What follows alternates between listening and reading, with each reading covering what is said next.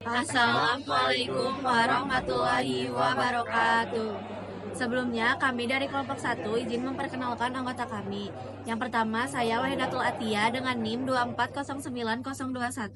Saya Maria Syakira Satik dengan NIM 2409500. Saya Muhammad Nazar Tabani dengan NIM 2408938. Saya Cica Gusani dengan NIM 2407806. Di sini kami akan mempresentasikan hasil dari kelompok kami dengan tema Antropofilosofis Pendidikan.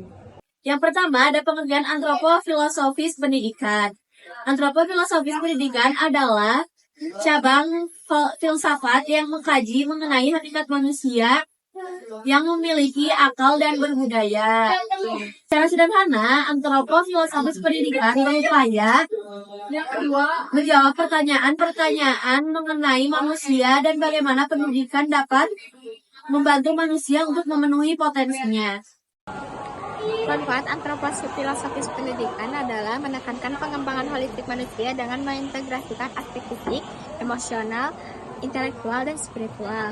Hal ini mendorong kreativitas imajinasi serta pemahaman interdisipliner dan meningkatkan kesadaran diri, empati, dan keseimbangan antara tradisi dan serta inovasi. Dengan suasana belajar yang menyenangkan dan bermakna, siswa dapat tumbuh dalam lingkungan yang mendukung membangun karakter dan hubungan sosial yang positif dan mengembangkan karakter yang matang. Yang ketiga, ada hakikat. 1. Manusia sebagai individu dan sosial. Pendidikan harus mengembangkan potensi individu serta menanamkan nilai-nilai sosial agar manusia bisa hidup berdampingan dalam masyarakat. Yang kedua, manusia sebagai makhluk berpikir. Pendidikan harus mampu merangsang daya pikir dan kreativitas peserta didik agar mereka mampu memecahkan masalah serta terus berkembang secara intelektual. Yang ketiga, manusia sebagai makhluk berbudaya. Pendidikan harus mempertimbangkan kebudayaan sebagai bagian dari pembentukan karakter dan identitas individu. Yang keempat, manusia sebagai makhluk beragama. Pendidikan harus mampu membentuk manusia yang memiliki kesadaran spiritual serta moral yang tinggi. Yang kelima, manusia sebagai makhluk pembelajar. Pendidikan merupakan kebutuhan dasar manusia untuk berkembang baik secara individu maupun kolektif. Yang keempat, prinsip-prinsip antropofilosofis dalam pendidikan. Yang pertama, ada manusia sebagai individu yang unik. Setiap manusia memiliki potensi bakat dan minat yang berbeda-beda. Pendidikan harus menghargai siswa dan memberikan kesempatan bagi mereka untuk mengembangkan potensi mereka.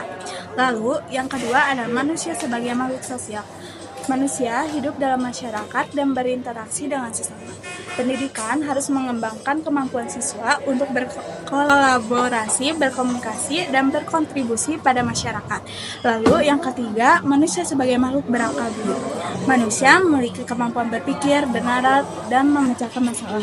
Pendidikan harus mengembangkan kemampuan kognitif siswa agar mereka dapat berpikir kritis, kreatif, dan inovatif. Lalu yang keempat adalah manusia sebagai makhluk berkehendak bebas. Manusia memiliki kebebasan untuk memilih bertanggung jawab atas pilihan mereka.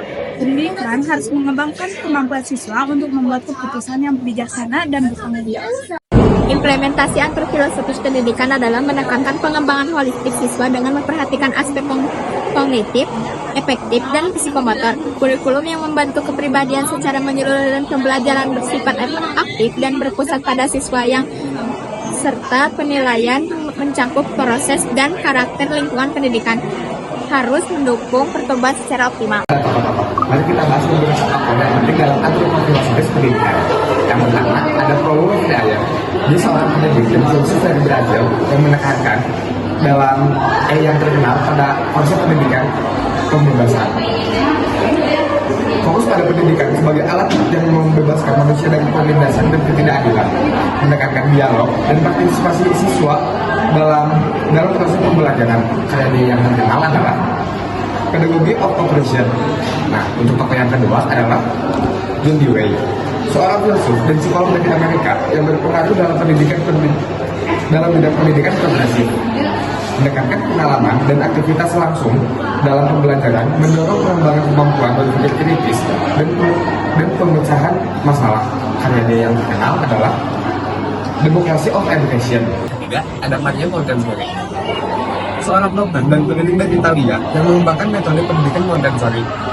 Fokus pada pendidikan potensi anak secara alami dan individual, menyediakan lingkungan belajar yang terstruktur dan yang akan mendorong kemandirian dan eksplorasi anak. Untuk pertanyaan keempat, ada Lepiger, seorang psikolog perkembangan Swiss yang terkenal dengan teori perkembangan kognitif anak. Menjelaskan tahapan perkembangan kognitif anak dan bagaimana mereka belajar, menekankan pentingnya interaksi anak dengan lingkungan dalam pembelajaran. Untuk yang kelima, ada Lev Vygotsky, seorang psikolog dari Soviet yang mengembangkan teori pembelajaran sosial, menekankan peran interaksi sosial dan budaya dalam perkembangan kognitif.